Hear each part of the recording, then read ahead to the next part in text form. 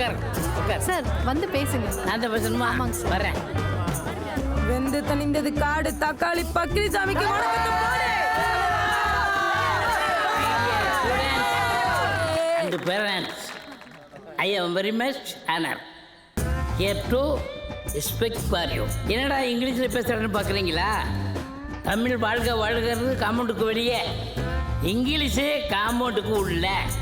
எனக்கு ஒரு அளவுக்கு தான் இங்கிலீஷ் தெரியும், ஏன்னா நான் படிக்கலை. படிக்காதனால தான் இந்த ஸ்கூலை பக்ரிசாமி கட்டினார். இந்த ஸ்கூலில் படிக்கிற மாணவர்கள் எல்லோரும் பக்ரிசாமியை பற்றி தெரிஞ்சுக்கிறணும். பக்ரிசாமி யார்? பக்ரிசாமியை பேசுகிறதுனால நான் ரொம்ப பெருமைப்படுறேன். பக்ரிசாமி மிக சிறந்த தியாகி. பக்ரிசாமி ஒரு கல்வி வள்ளல்.